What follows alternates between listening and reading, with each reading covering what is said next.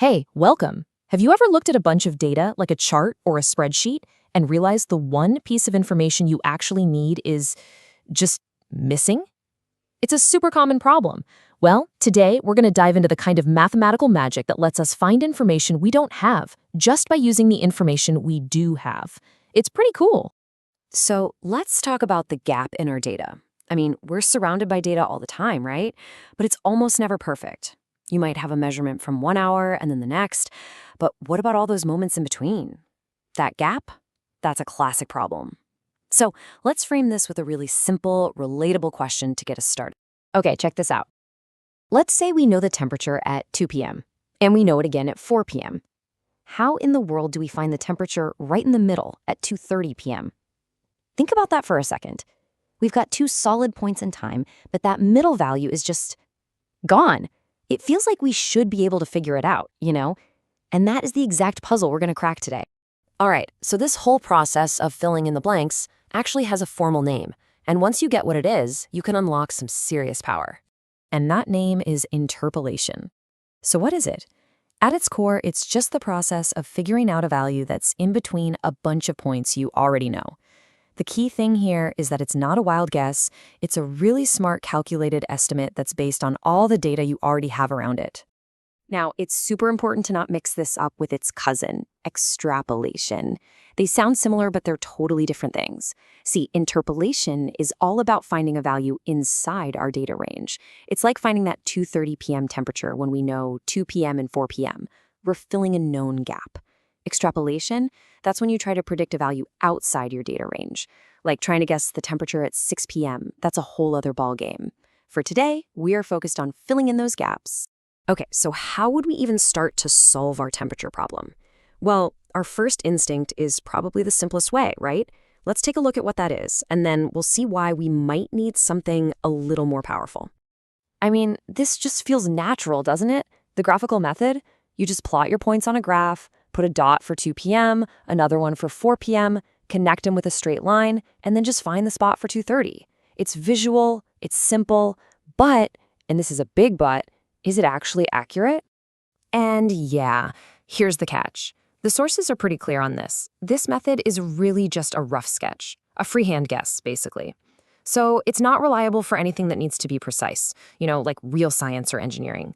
We get a ballpark idea, but we definitely don't get a precise answer. So that's the big question, isn't it? If just connecting the dots isn't good enough, how do we get a precise answer? We need a method that does more than just draw a line. We need something that can actually see the hidden pattern that's lurking between our data points. And that, my friends, brings us to the star of our show today, the Newton-Gregory forward interpolation formula. I know, it sounds super complicated, but stick with me because the idea behind it is actually incredibly smart and, well, elegant. So here's the key idea. Instead of just assuming a straight line connects our points, this formula is way smarter. It looks at how the data is actually changing. It asks, okay, what's the difference between the first 2 points? Got it. Now, how does that difference itself change when we get to the third point? You see? It builds this much more dynamic and accurate picture of the real trend. So here's the logic broken down. First, you start with a value you already know. Simple enough. Then, you make a first guess based on that initial trend.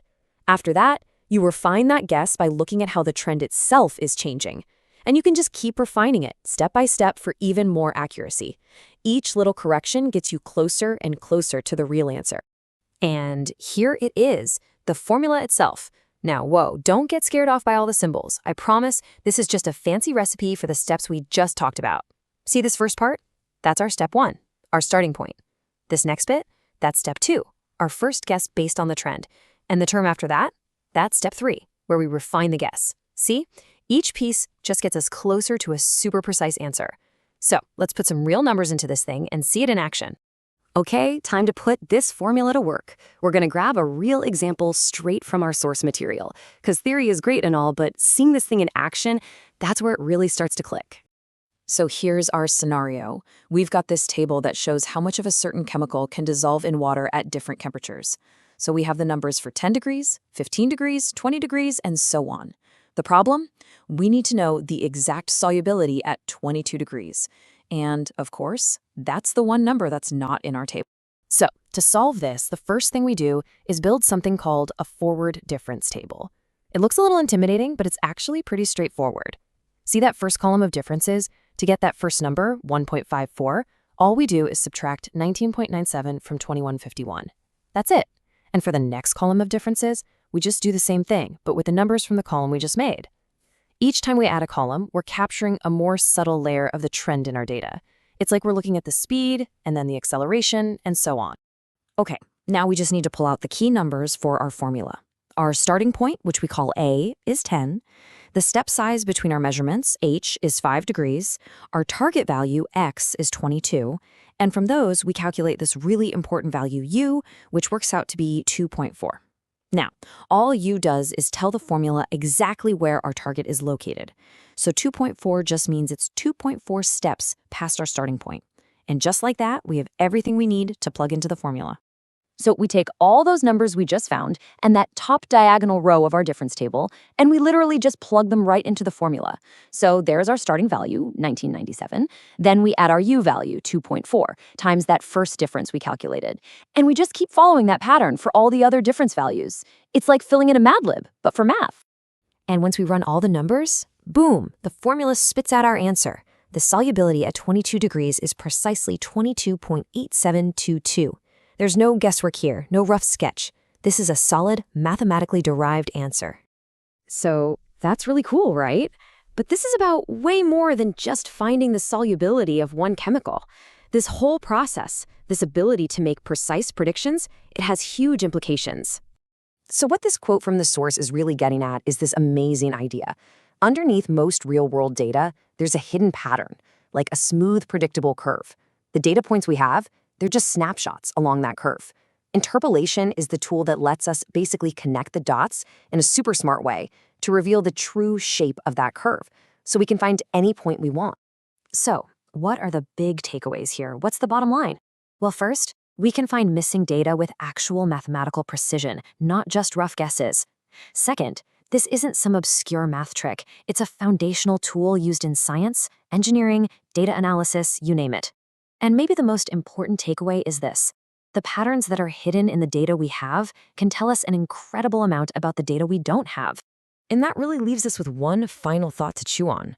Where else in our world can we use the little data we have to predict the unknown?